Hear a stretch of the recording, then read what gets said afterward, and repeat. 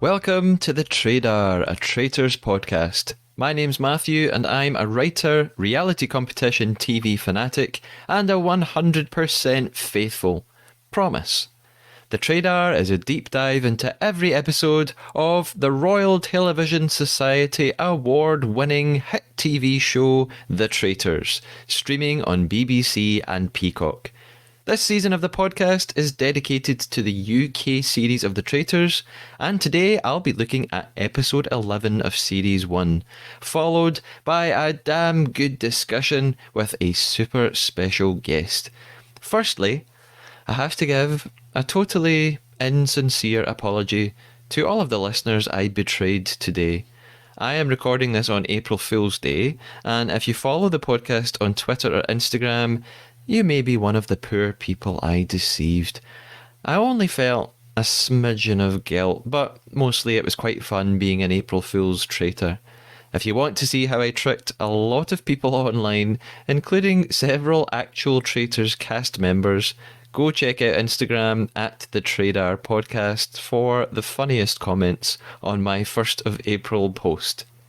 Next up, it's time for Traitors updates and TT News.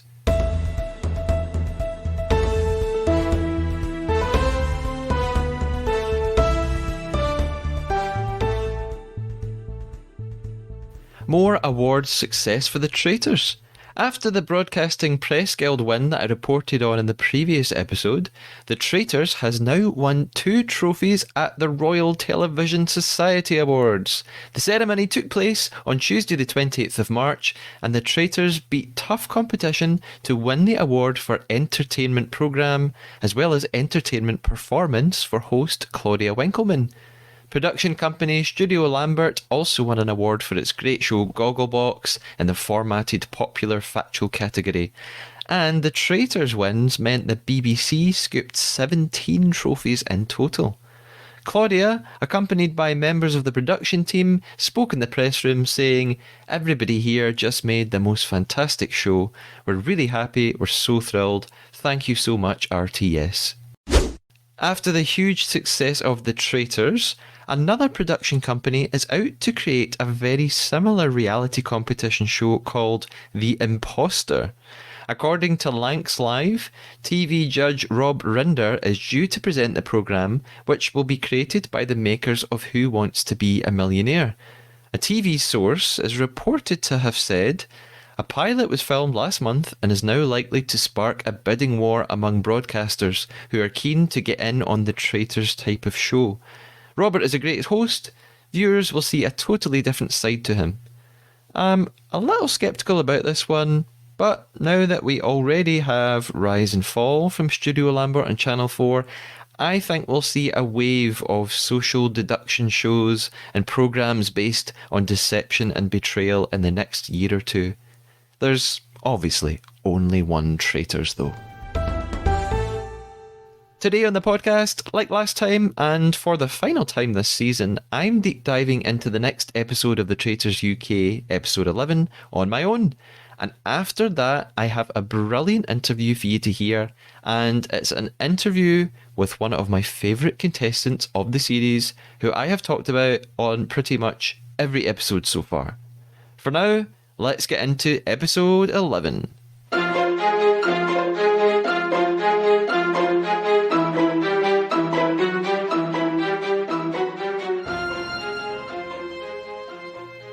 Episode 10 had ended on another incredible cliffhanger. Wilf is waiting at the fire pit for Kieran, who he has decided to try and recruit. That's where episode 11 begins. Wilf is waiting, Kieran slowly approaches, looking very, very serious, and he must be able to tell, you know, Wilf's still got his hood on, his Traitor's cloak. Kieran must be able to tell it's either Wilf or Aaron or maybe Maddie, just sort of physically picking up on clues. It's probably not Meryl or Hannah or Andrea. Wilf then takes off the hood in dramatic, wonderful fashion, and Kieran instantly goes, "Fucking knew it." I don't think Kieran did know it. I'm going to say that, because at the end of the last episode, he ended by saying he was sure it was going to be Meryl or Aaron. So I don't know. I don't know if he really did know it was Wilf. So then Wilf delivers this ultimatum. The ultimatum is either join me as a traitor or I murder you right now and you leave the game. It's it's not too much of a difficult choice, I don't think. We cut to Kieran's interview and he's saying, well, he's going to have to totally change his game plan at this point if he's to go ahead.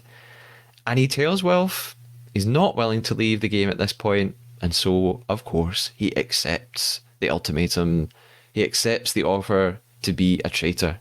At this point in my notes, I've written Wilf puts clock on him, and I thought somehow we were having like a Flava Flav crossover. What it meant to say was Wilf puts the cloak on him. He gives Kieran his traitor's cloak. Kieran is immediately taken away with this. He's up for it straight away. He just says, let's play. So he's switched to a traitor pretty easily. I love how the little banner across the interview screen on the bottom changes from faithful to traitor. It's such an awesome moment. So then they go back to Traitors Tower together, and it's really fun seeing Kieran discover where has all this stuff been going down? Where have the traitors been meeting up till now? Because no one else ever gets to see this. Wilf starts to explain, look, here's how it's worked so far. We discuss who we're going to murder. And he says that really their strategy is generally to murder people who are really popular or who are really quiet, people who aren't going to be banished, people who will only leave the game if they're murdered. And he says that they tried to keep people around who make good distractions or make good scapegoats. Their possibles for murder tonight are either Meryl or Andrea or Maddie. Andrea, they think, again, going along with Wilf's theory, no one's ever going to banish her, so this is probably the only way they're ever going to get her out. Although her mad theories are quite useful, because she quite often says things at the round table that are quite out there. So maybe that would be handy to keep her around for that and throw people off the scent. Meryl, likewise, they think she's very unlikely to be banished, so this might be the only way to get her out of the game. And Maddie, well, Maddie keeps gunning for Wilf and Aaron. She's still on Wilf, and she's never going to let that go. So Wilf is starting to think, I'm really going to have to get rid of her sooner rather than later. I mean, I say later, there only are 2 episodes left. Kieran recognises that Wilf has already murdered his 2 previous traitors, so in his interview he's saying that is on his mind. He's not stupid, he does recognise that that's happened, but for now he's got no choice but to be on a team with Wilf and go along with it. So we leave Traitors Tower, we cut to breakfast the next morning. Hannah picks up on the same idea that Wilf actually suggested himself. She wonders if the last traitor must be a man. Wilf was thinking about this when he decided to recruit Kieran. Of course, Hannah asks completely the wrong person about this. She turns to Wilf and says, do you trust Kieran? She's so blinded by her faith in him and her friendship in him, she never ever second guesses what she says when she speaks to him. Kieran walks in to breakfast, and this is the first time in the entire series I have ever noticed there is a giant portrait of Claudia on the wall in the breakfast room, looking very regal and fabulous. I think I'm always just so focused on who's walking in and the reaction of everyone else. I'm not really taking in the gigantic portrait, but I noticed it today. Maybe there are fewer people for me to look at, so it stood out to me. It's funny because they're all walking in on their own now. Up until now in the series, they usually come in pairs, sometimes even 3s early on, but now they just appear one by one. Maddie Marple, for the first time, comes in and says, actually, she's wavering on Aaron now, and she thinks she needs to talk to him. She's starting to doubt her theories. She says that Amanda's banishment made her realise that she's looking in the wrong places because she was so blindsided by Amanda's reveal that she was a traitor. It's totally thrown Maddie off. It's changed all her thoughts, and it's made her realise maybe the people that she trusts the most are actually not so trustworthy at all, and maybe the people that she's been suspicious of all along she shouldn't be so suspicious of, apart from Wilf, obviously. She's never letting that one go. The last 2 people to arrive then, it's between Andrea or Meryl, and a few moments later, Meryl arrives, which means Angel Andrea, R.I.P. She has gone, she has been murdered. Everyone's pretty downbeat about it. We have a little flashback to the previous night, and the traitors say that Andrea is just simply too popular. She's never going to be banished, and actually, if she stays around, she could end up winning. That's not what they want. We see Andrea receiving her murder letter, and it's another really lovely moment. She says, quite emotionally, one of the big lessons: we can all have a go. We won't all succeed, but we can all have a go. If we try our best, we will have succeeded.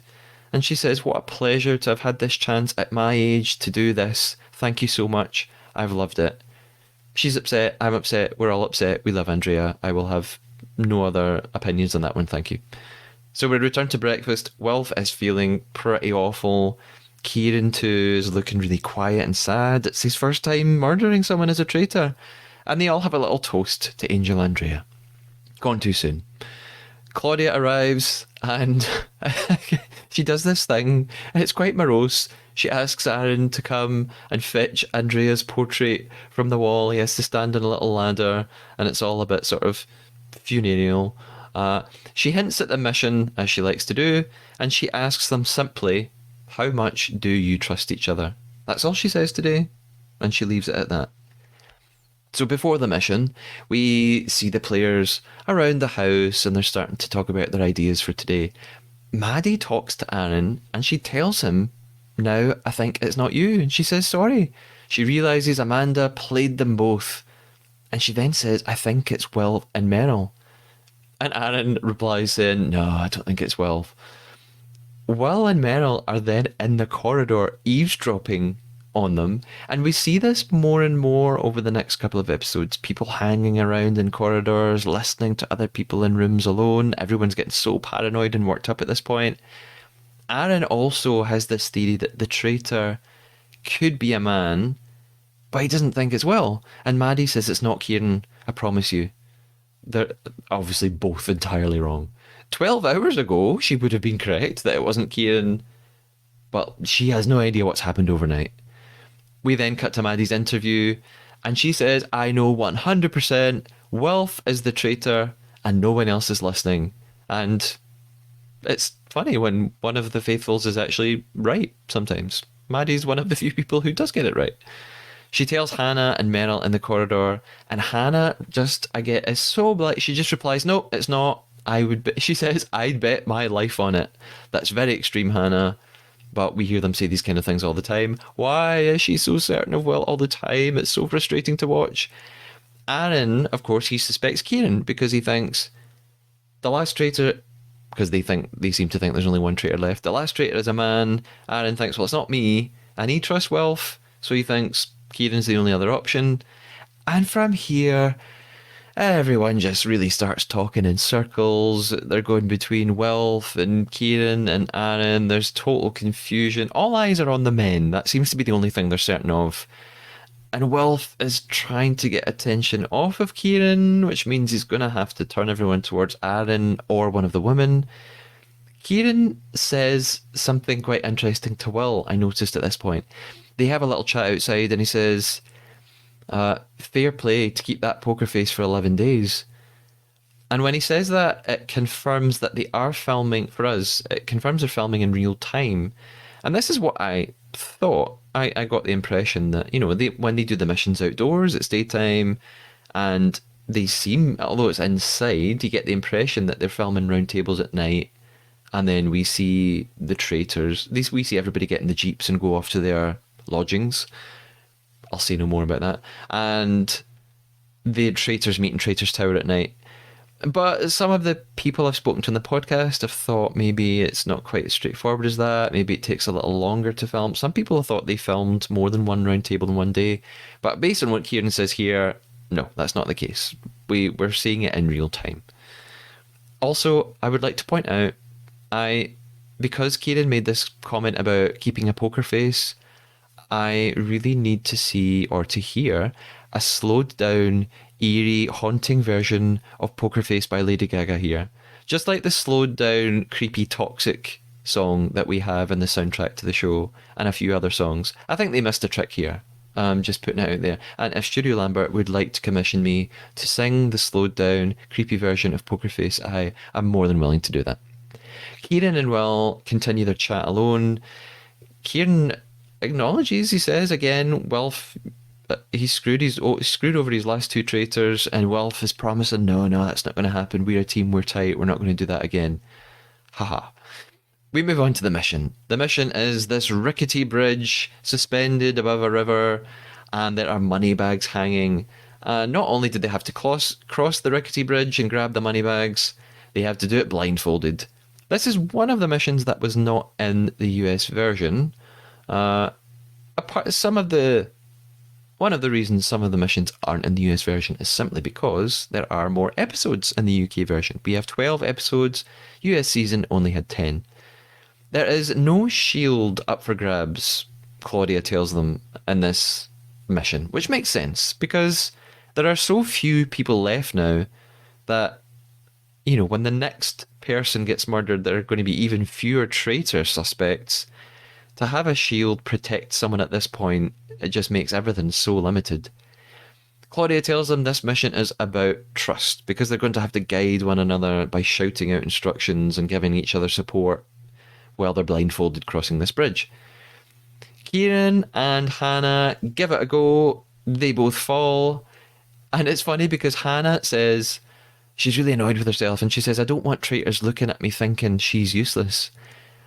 But by episode 11, I think we can all agree the traitors are not making any of their decisions about murder based on money-making abilities. It has almost never been mentioned in Traitors Tower, and even if it has, it's been a passing comment. All of the murders are based on who's unlikely to be banished, who do we want to keep around because people think they're a traitor, who's too clever, who's a natural leader and can sway people. None of the decisions about murder are based on let's get rid of them because they're not very good at making money in the missions. So Hannah's really got nothing to worry about there. The traitors' number one priority is not to be caught. I don't think their number one priority is making as much money as possible. They just want to win whatever money is there. That's what I reckon. Meryl is next to take on the mission, and she does it amazingly. There are some really hilarious, over-the-top, slow-mo shots with Sam Watt's really intense music playing when someone takes the slightest little stumble or loses balance for, a few nanoseconds. They really, really amp that up. It's hilarious. It's fun. We love it. I'm wondering, why doesn't anyone just crawl across? That is like my natural instinct is don't hobble over standing upright. Surely just get down on your hands and knees and, I'm not a physicist. I'm just saying that that's more of you on the bridge. There's less chance to wobble and lose your balance. Maybe they're not allowed to do that though. Maybe they're told you can't crawl, you have to walk. And I suppose they do have to reach for the bags, and you'd have to stand to do that. So you'd have to crawl and then stand and reach and then get back on all fours. Maybe that's not a good tactic. I don't know.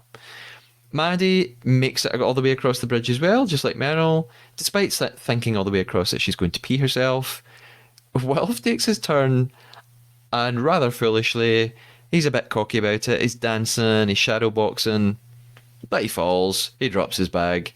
There's a brilliant reaction shot from Claudia. She responds as if he has actually fallen down the Grand Canyon without a harness. So it's really funny to watch that. Aaron goes for this enormous £2,000 bag. £2,000 as in currency, not weighing £2,000. That would be insane. He's running out of time as he crosses. Claudia is literally screaming at him to hurry.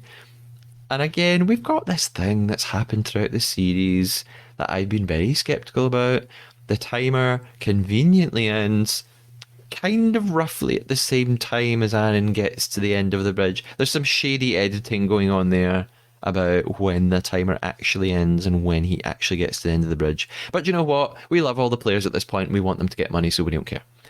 By the end of the mission, they have won £3,250, which means that the total prize fund is now £81,050.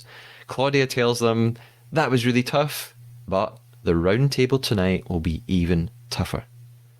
Next up, we're back in the Jeeps where, as we've discussed, they love to have discussions. The producers want them to talk tactics in the Jeeps on the way back to the house.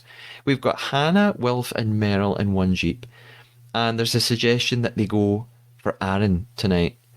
But Wilf also is already getting a bit sneaky and shady. He's suggesting that Kieran is a bit too influential and maybe they need to think about him. In the other Jeep, we have Kieran, Maddie, and Aaron. Maddie tells the boys, look, all of them have been saying it's you two. And Kieran is livid because Maddie's talking about Wilf. She says Wilf has been suggesting it's you guys. Kieran's furious. He's just been recruited by Wilf. And he retaliates immediately by turning on Will and dropping Will's name into the conversation and saying, you know, maybe it's him. Back at the house, we've got another one of these little scenes surrounding food. They're having some dinner. They're all eating together. Hannah says to Maddie, what are you doing tonight? Maddie Ovs says, I'm going for Will. It's him, 100%. Hannah replies by just going, shut the fuck up. Why is she so blind to Will? And this is like the most common thing that I have written in my notes for this entire podcast. It's just me in capital letters writing, why does she trust Will? Even if she's super close to him and she trusts him and she feels like she's got a new best mate, it's like she can't fathom why someone would vote for him. She is never willing to accept for a moment that someone else might have suspicions about Will. She just can't understand it. And I don't understand that. Meryl says, look, we need to go for either Aaron or Kieran, Maddie. And it's just so infuriating to watch. Hannah says the same thing. Tensions are really so high around the house at this point. That's the impression that we're getting. People are going from group to group. They're having secret discussions. They're lingering outside doorways trying to eavesdrop. It's so uncomfortable and so amazing to watch. This is why we love it. Kieran is seething because he thinks that Will is already turning on him, and he confronts Will. Will just lies right to his face. He goes, I didn't bring up your name. I didn't bring up your... He did bring up his name. But he says, I didn't bring up your name. It's so awful to watch. Maddie goes to Aaron to ask if he's okay, which is really funny because she's suddenly sort of befriended him and doesn't suspect him anymore after 10 episodes of like grilling him and writing his name down all the time. Like many a great detective, you know, she got it wrong at first, but she's figured it out along the way before it's too late. Will anyone listen? Who knows? Hannah speaks in her interview and she says, we've gone past the point where everyone is civil. People are going to fight for their place in the final. And at this point, I kind of thought maybe it's a good thing Angel Andrea is no longer part of this, because blessed Andrea maybe would not have liked this tense, uncomfortable atmosphere where everyone's about to backstab one another at the round table. So in we go. Round table is here. Aaron begins with this theory that everybody's really talking about. He says everyone is thinking it's probably a man, and that's all we've been talking about, but now he's not so sure, and he suddenly turns on Meryl. And it's because she suggested he might be a traitor. Aaron has overheard this. He's heard from other people, Meryl thought it might be you, which is true. She did say that. Kieran then jumps in, and he's got the same accusation of Meryl, partly because he's maybe annoyed with her, but partly because he's now a traitor and he's trying to save himself, so he wants to deflect. This argument over Meryl asking people, who are you going for, Kieran or Aaron, that seems to take over everything. And then there's this really weird, unexpected shift. I've never seen anything like it at any of the other round tables, I don't think. Suddenly, everyone turns on Maddie, and it's really bizarre. And it's because Maddie told people what Meryl actually said, and because Maddie has always been gunning for Wilf, and people don't like that, including Wilf. And the discussion ends pretty quickly after this. The round table did not go the way that we expected based on all the discussions that we've seen, or all the discussions that were shown to us in the edit. All of the discussions throughout the episode were about the men, about how they were sure it had to be a man, so therefore it was either Aaron, Kieran or Wilf. But we suddenly get to the round table and things take this weird shift, firstly towards Meryl and then towards Maddie, and then we stop and it's time for voting. So the votes come in. Meryl votes for Maddie. Wilf votes for Maddie. Hannah, with her head in her hands, votes for Maddie, presumably because she kind of knows Maddie's probably not the traitor, but she doesn't know who else to vote for because she really trusts everyone else. And maybe there's strength in numbers and she's just going for what she thinks everybody else is going to do. Kieran votes for Meryl. Maddie votes for Meryl. Which means Aaron has the deciding vote because there are 3 votes for Maddie, 2 for Meryl. If he votes for Meryl, there will be a tie. And if he votes for Maddie, Maddie will be gone. This also brings up this idea of a tie, which has actually never happened in the whole series. In 11 episodes, we've yet to have a tie at the round table, and therefore we don't know what would happen if a tie occurred.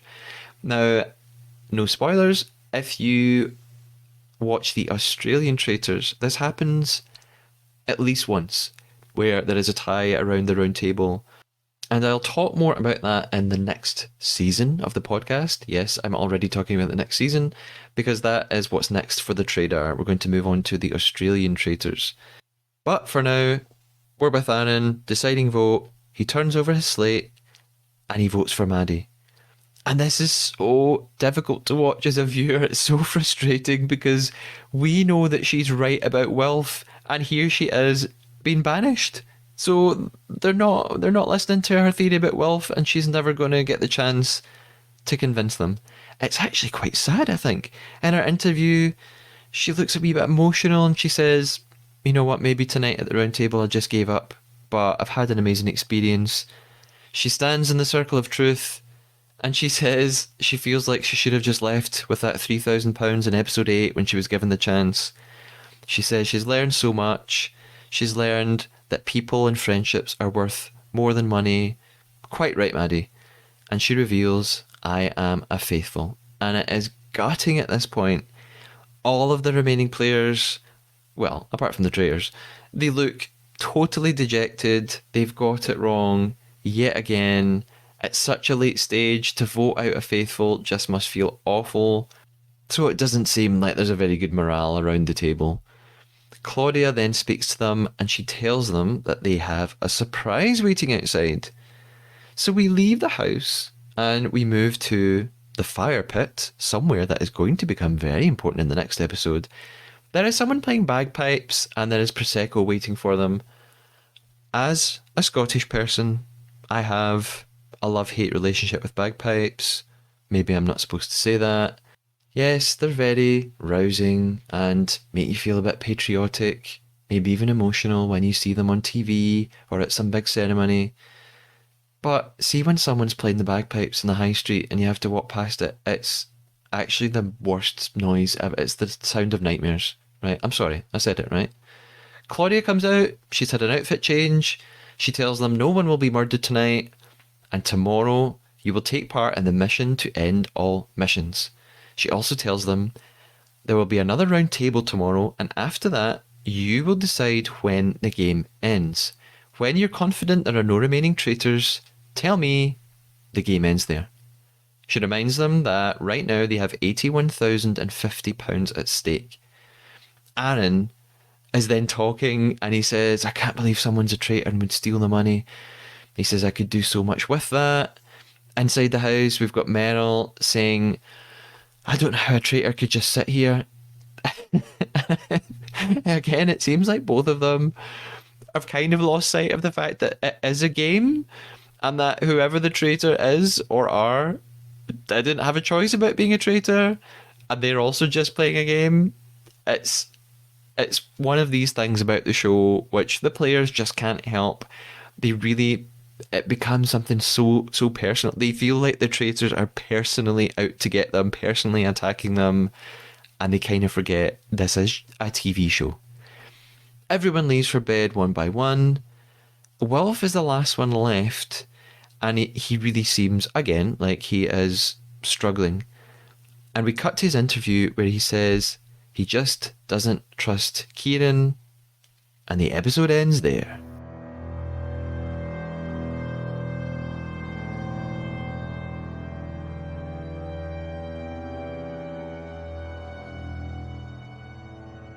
So, episode 11 finishes on another very intense note. We are about to build up to the finale. It's very exciting.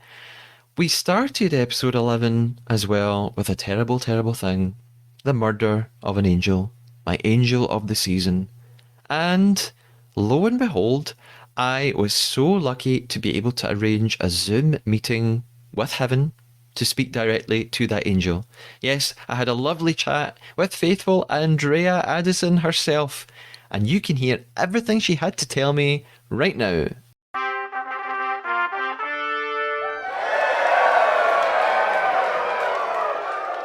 My guest today on the Trader is our favourite faithful who made it all the way to episode 11 and who I frequently refer to as Angel Andrea on the podcast.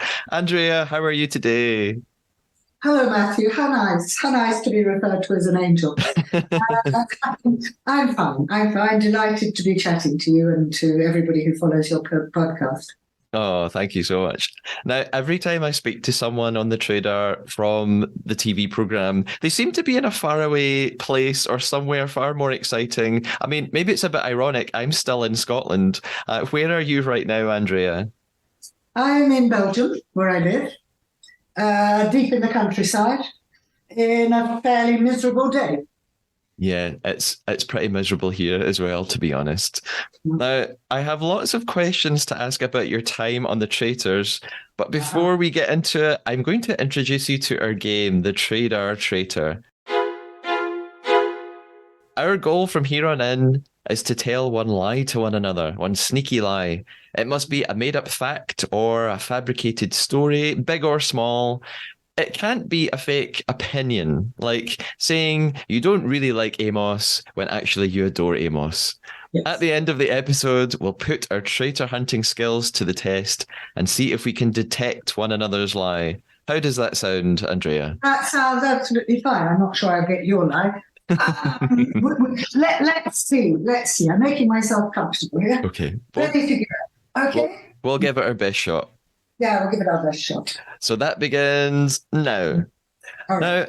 Now, my first couple of questions actually are from Joseph. Joseph is a huge Traitors fan. He co-hosted 2 of the episodes of the podcast already.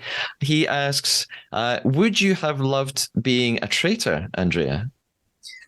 I really wanted to be a traitor. I was extremely cross that Claudia didn't select me, which I told her. And I told everybody, actually. However, by about, let's say, episode 3 or 4, I realised that I probably couldn't have been a traitor because you get to take these people really into your heart. And I think I might have left the show. So, yeah, it was right. I wasn't picked to be a traitor. But I was deeply disappointed. And if I do it again, I want to be a traitor. But that's probably wrong. Probably that next time. It was very hard for them. Yeah. Joseph's second question is probably something that I would have asked anyway, and that lots of people will want to know. Do you still keep in touch with Amos? Of course. Oh. Amos is coming here quite soon. We actually all keep in touch. We have a big WhatsApp group and we chat. Not everybody's on it all the time, but certainly Amos, yes. How can I not keep in touch with Amos? Oh, lovely. That's like I said, that would probably be the first thing I would ask about because you both seem to hit it off immediately on your train ride together. What do you think? What was at the root of you and Amos's connection? Why do you get on so well? I don't know. I mean, sometimes you meet people and that's just as if you've always known them and always loved them. Yeah. And that was Amos for me. He's already been out here once. He's coming again, I think, the end of next month. We're desperate to do something together. I'm forever asking Studio Lambert about Race Across the World. Yes. Or anything with Amos, actually. He feels the same. So, we're going to do something, I think, for the Terence Higgins Trust, I think. Okay, fantastic.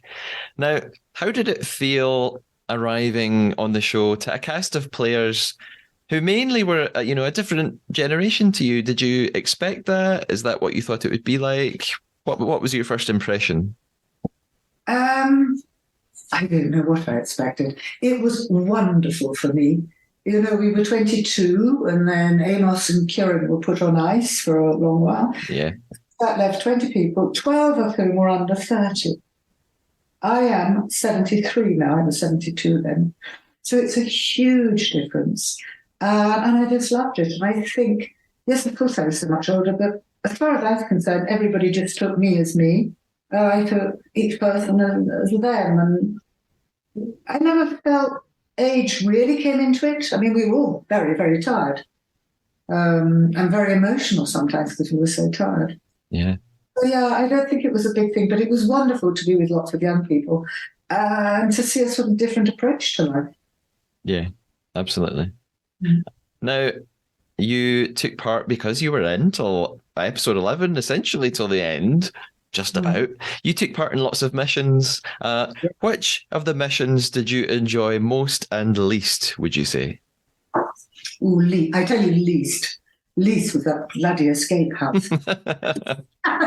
It was so cold, so hard. I mean, if you think back, we're divided first into two groups and then into two subgroups.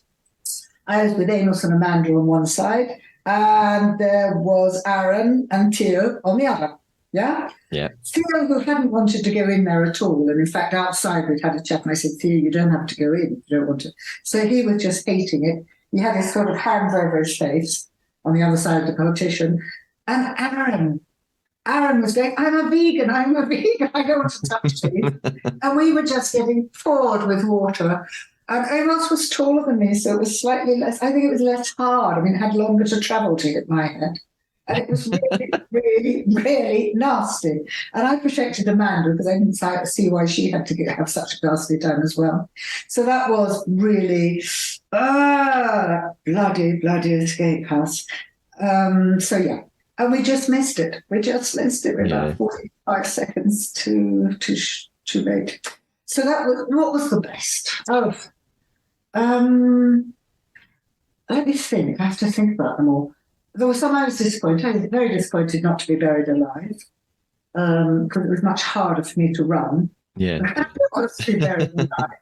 Faye would have preferred to run and not be buried alive anyway. The barrel race was extreme. Well, pushing the barrels was very, very, very hard, but quite a lot of fun.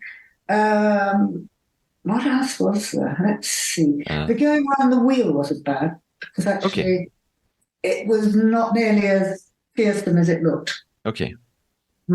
I'm surprised. I'm surprised to hear you say that. I thought it looked like it would be really painful, but it's just actually, strangely enough, it's not when you're your head down, it's when you're going up and you just get thrown onto your shoulder. And that actually was hard. John gave me a wonderful massage afterwards because that was painful. Yeah. But having my head upside down, that was okay. And you say to yourself, this is the BBC, nothing's going to happen to me. Yeah, you hope. Well, we didn't have Freddie Flintoff's experience then, so anyway. Apart from the missions, of course, one of the most difficult things must have been the round tables. They seemed like they were a really tough part of the process for you and for everyone. How was that experience of filming those? Was it as intense as it seemed? Oh, yes. I'm sure other people have told you everything was real. We never did any second takes. Yeah. Claudia did some in her commentaries, but we never did any. So yes, it was everyone hated the round tables. And as we went on, you hated it more. You didn't go say, wow, the round table, we're going to get rid of so-and-so now. It was very, very hard experience. I mean, there were some quite comic moments in it, which are not shown. There's a lot in the editing. But the round table wasn't fun. And actually, it was jolly cold in there. So probably you see people putting on more and more clothes. Yeah. As each day goes by, we're used to being freezing cold, so we put on a scarf or whatever to keep warm in there. So no, that was a miserable experience. Yeah. Often you knew pretty much who was going to go. We had an idea. Okay. So.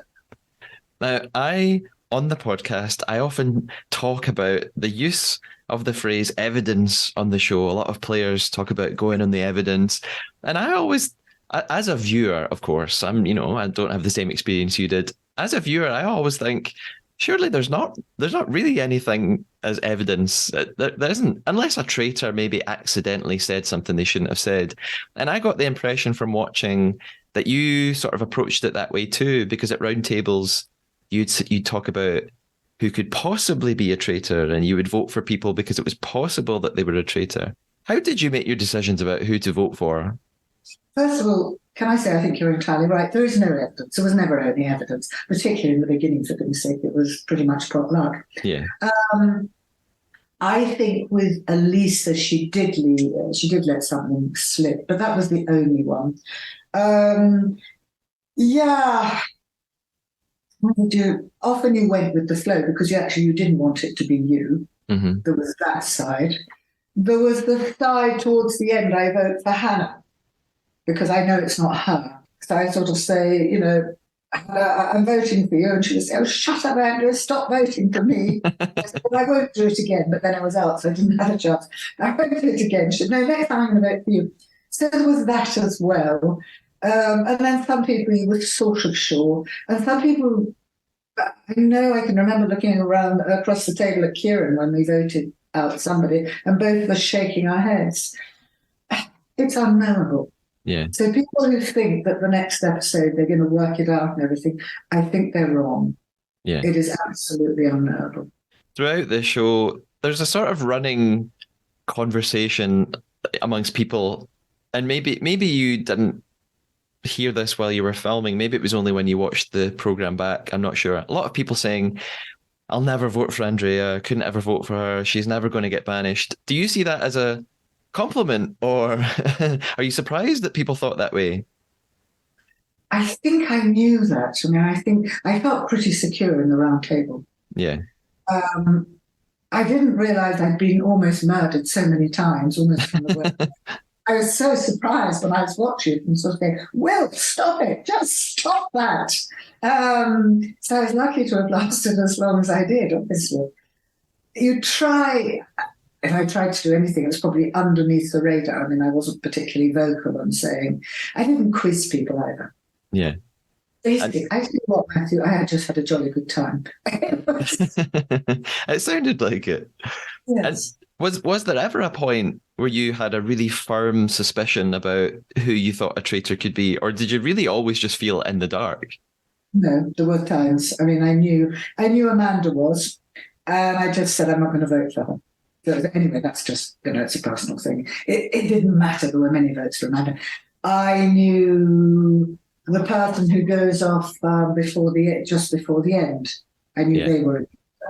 And that person I would have voted for, which is probably why I got voted out, which was a very good thing as it happens, because I mightn't have got the other, Yeah. I might have got it right. So yes, sometimes there were, let me think back. It was more, I was sure people weren't. Let me think. Yeah, I mean, Alisa, it's true. I can remember saying, listen, I'm not sure if it is you, but I know it could be you. Yeah. And the other two I did know. But only in time. You don't know straight away. Yeah. I mean, whatever people say, 100% this, particularly Tom. Yeah. No, I think some people got voted out but for other reasons in a way. I mean, darling Ryan, because he couldn't really do the mission. They were too hard. The barrel race was too hard for him. And he sort of said, well, okay, mission week. I think it came a couple of times, sort of the feeling of someone being mission poor. So it's also part of the game. Yeah. You mentioned there that you were sure that Amanda was a traitor. Why? How did you come to that conclusion? I think because she said so often she wasn't. I mean, there were two people who said a lot of times they weren't. And Amanda was one of them. And it had to be somebody older. Yeah, it wasn't me. Kieran had been out for a long time. Faye went. So when Faye went, she sort of said, oh, well, it's probably Amanda, most likely. Yeah. There are certain, as the game went on, there are certain logics. I mean, there's a logic as to after Amanda what you know. But then I knew. Yeah. That was for sure. It's, there are things you can say. You say it's the BBC. We're not playing Macbeth. Couldn't possibly have two estate agents. It'd be a terrible run. So there were things. Yeah. Yeah. Other than Amanda, then, at the moment you were murdered and you received your letter, who did you think were the traitors? Who did you think was responsible for your exit? Well, the person I know who was responsible for my exit, I wrote, as soon as I got my phone back, I wrote him a blasting little. I told him to be de-angeled, and then I re-angeled him. I knew exactly who it was who'd done it. How frustrating was it to be murdered at this, really the final hurdle? And did you see it coming? I didn't see it coming, which is silly. It's very strange. It was the only time I had a feeling, God, I could get to the end. And then that was it. Schlack. And it was the only time I felt that. So no, I didn't. For whatever reason, I didn't actually see it coming.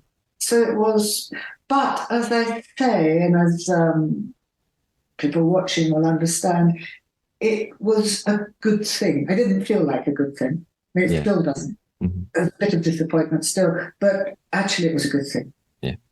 So yeah. My next question, you might have answered already based on the very first thing I asked you, but I'm going to ask anyway.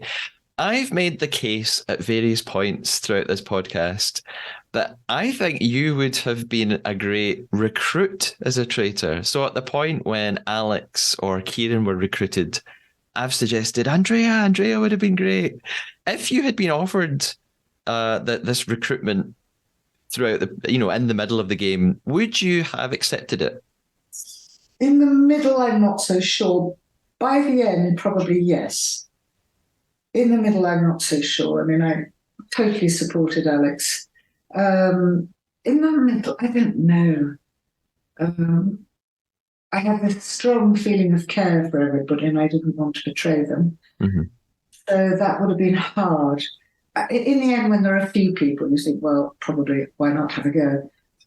So luckily, I wasn't asked that question. I think Alex was tremendously honourable to have gone like that. I supported her very much. The answer is, Matthew, I think until you're in a position, you actually don't know. Yeah. So probably with sadness, I'd have said no, but I can't be 100% sure of that. Yeah. I so much wanted to be in bed. My last few questions are sort of post-show questions, I suppose. Firstly, have you seen the US version of the show? I have. We were all sent a copy of the US version of the show, which is very different. Yeah. Personally, I'm pleased we had Claudia. I think she was right for our show. Yeah. Alec Cummings may have been right for the American show. Perhaps Claudia wouldn't have worked so well.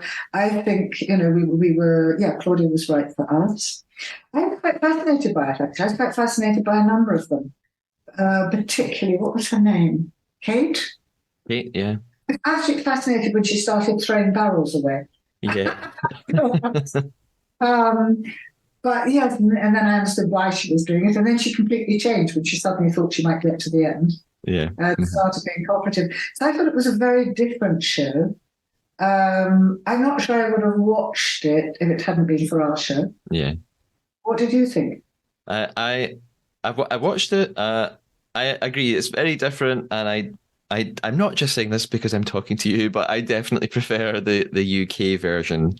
I love the US build up to the finale. It was still really exciting and really intense to watch. But I prefer the UK series, and I think it's funny because a few moments ago you said you might not have accepted the chance to be a traitor because you felt a sense of care towards everyone, and I think that kind of thing was probably missing from the US one. I think they were genuinely competitive, at all costs. I think in the British one that despite the fact it was a game, as a viewer, there seemed to be a sense of community between all of you and actual genuine friendship. And I don't know if that came across as much in other versions of the show, like the US one. No, I don't think did, except Andy had devastation over Siri. Yeah, yeah, And that was awful. I'd have hated that to have happened, actually. yeah. We were all friends. One of my favourite, I don't even know if we hear it. Every now and again, Wilf would say, particularly towards the end, he'd say, they're not really dead. They're not really dead to me. And we look at it and I said, no, they're not, but they are. And we both go, oh. So there was a real feeling. I found I didn't expect it. I found I just loved all these very, very different people. Thrilled when we got together again. And you care for them. You're there living. It's the only people, apart from the crew, which are a lot of people, you're just with them. You're isolated from everything and you're with these people. And you learn their hopes, particularly the young people. Yeah. So we were all so naked. So I don't think you want to care for them. What can I say? And I think we all did. Yeah. Not everybody comes out so well in the editing, but in reality, we did all care for each other. Yeah. And that made it a wonderful experience. Yeah, I think it made it a great experience for the viewer as well. I think that comes across. What's been the most exciting or surprising thing that you've done or experienced since the programme as a consequence of being on the Traitors? Well, I've never been on Instagram before, so that's been. I'm not sure whether I find it exciting. It was Amos who did it all. I battle with it, how you move things. I try my best on it. What else? Well, it is true. I don't know if I can. Yes, I can talk about this. I mean, both Amos and I have been approached by a production company who would like to do something with us. Yeah. But I don't know whether we will. It's a great idea. It's very much an idea of the times. It's to do with people getting older and how do you get old well. I'd love to do that with the BBC. I'm not sure the BBC are that interested, sadly. But so that was very thrilling. It stalled a bit. I'd love it to come back. I think it would be a great show. Well, I would, wouldn't I? I mean, me and Amos doing all sorts of things and proving that, you can get old and really keep trying is basically what it is. The best thing. The best thing is us all. There's no doubt about it. It's to know these people and to know that you can call on them if you need. So that's the very best thing. And I think the second best thing was the fun of it. The sheer total exhausting enjoyment of it. How well we were looked after. You have, when you do these, presumably all reality games, you have a great team of people around you called welfare, and they are there just to look after you. And they are wonderful people, and they're there pretty much 24/7. Yeah. So I thought, all of that. Yeah. I don't think there's anything else I can think of that.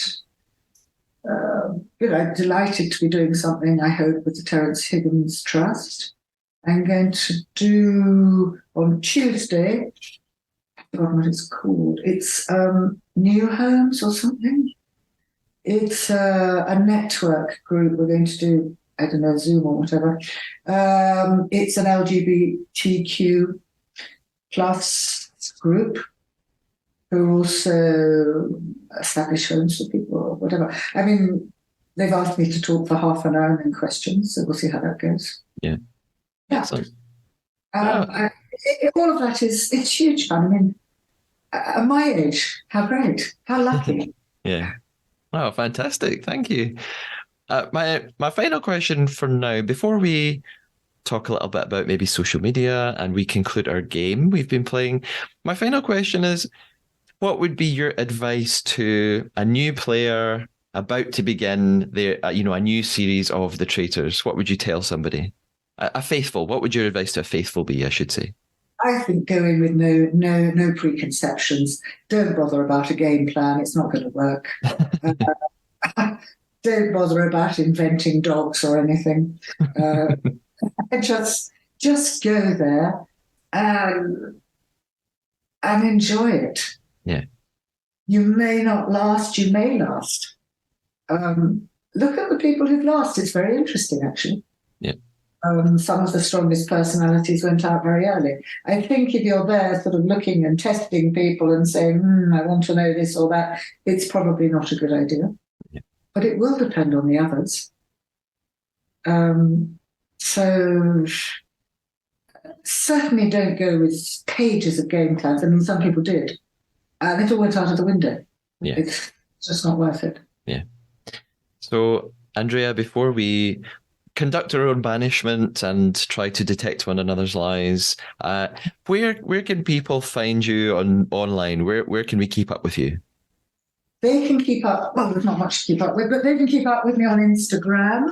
And I believe it's called Andrea Morrison Addison. Yes, with an underscore between each of those names. You say so, yes. I've made a little note of it. Yeah, I wait for someone like Amos to do a new picture and then try and put it up or something like that. So it's not really of my generation. It's quite fun. Yeah. I mean, I didn't. Some people said I should have gone on to Twitter, and I didn't, actually. I can't bear Elon Musk, so I just couldn't. Too much the thought of that. And I wouldn't really like my grandchildren to read all of those sorts of things. I think that would be, I think it's nice for them to be innocent. So, yes, yeah, they're not very old, so yeah. That I think is a comforting thing. It's like, in TikTok, I quite like to have done some TikToks. On the other hand, it's possibly not a good idea. Yeah. Twitter, I don't think you're missing out, to be honest. It's a bit of a time hoover, so... Yeah.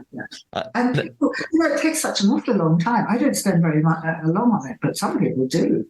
Yeah. Twitter and or Instagram, Yeah. Making reels and this or that, and you think, okay. Andrea, throughout our discussion, we've been playing a bit of a game. We've been playing the Traitor. Ooh. Ah. I snuck in a little lie at some point. Did you tell me a lie? I did. Okay. I was going to tell you several, and I think I only got one probably. I could do another one. I think I have a theory about what your lie might be. So I might guess your lie, and then you could guess what you think I lied about. You didn't say very much about yourself. I didn't. Perhaps you're not in Scotland. I will reveal all in a moment. Was your lie that... Now, this is only because I read something online today that makes me think this isn't true. You mentioned something about your grandchildren. Was that a lie that you don't have grandchildren? It is, yes. Yes.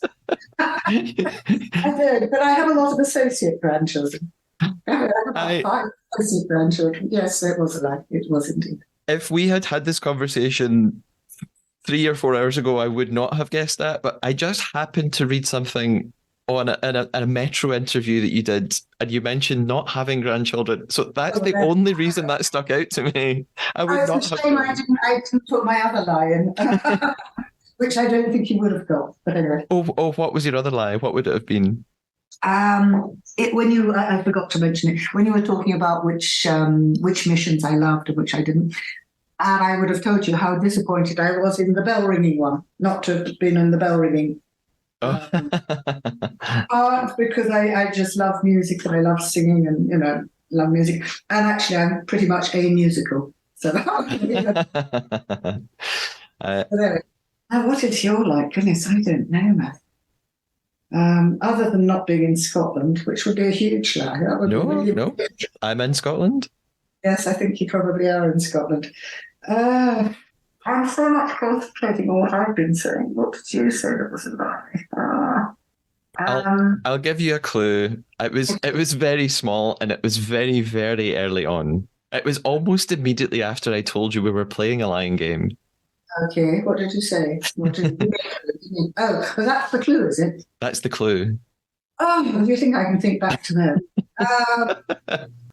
I don't know. I have to say, I confess. See, I wouldn't be a traitor, probably. I wasn't that good a faith for it. I'll tell you my lie. My lie was I was a bit sneaky. I started off with a question from somebody else. I said I have a question from Joseph. Oh, yeah, that's right. And I said Joseph is a huge fan. That is true. Joseph is a huge fan. I lied and said he'd co-hosted 2 episodes of the podcast with me. Okay, right. That part was not true. He has co-hosted 1 episode of the podcast with me. How am I supposed to? I know. Yeah. I was really mean with that one. I apologize. Andrea, thank you so much for talking to me today. I've been talking about you all season of the podcast and how much I loved watching you on the show. So this is really, really exciting. I really appreciate it. I hope you've had a nice time talking to me today. I've had a lovely time talking to you today. Please, can I ask you to ask your readers? Yes. The show is up for 2 BAFTAs. Yes. Right? And apparently there's a BAFTA called the Iconic Moments. Oh, yes. 6 shows are chosen. If The Traitors is one of the 6, could you try to mobilise everyone to choose an iconic moment? Oh, of course. Absolutely. Yes. I have a little section in every episode called TT News, the Traitors News. So that's something that will go in TT News to encourage people to vote. Absolutely. Absolutely. And you could also, people on social media could talk about how much they want to see me and Amos doing something else. Oh, yes. Racing across the world or doing the other program that we hope to do or whatever. That would be very useful. Yes. I slip it into the BBC every now and again and to Studio Lambert, but probably falling on deaf ears. Yeah, I'm in full support of that. Andrea, thank you so much. I will talk to you soon. Bye-bye. Okay, bye-bye. Bye, thanks. Hello, Trader listeners. What a dream to talk to Andrea. I hope you enjoyed that as much as I did. I've put a link to Andrea's Instagram in the episode description, along with all of the podcast social media details, as well as my coffee.com details. In case you are wondering, if only I could support Matthew to keep doing these fab Traitors interviews. I'll be back very soon with the finale episode of the podcast season with a returning wonderful guest co-host. If you want to keep up to date on podcast news, or if you want to get in touch about the show, or to send me a question, you can find me on Twitter @TheTradarPod, Instagram @TheTradarPodcast, or you can email thetradarpodcast@gmail.com. You can also check out my writer pages too on Twitter and Instagram. It's @MatthewJKeeley. In the meantime, until the finale episode to finish off the Traitors UK, stay faithful.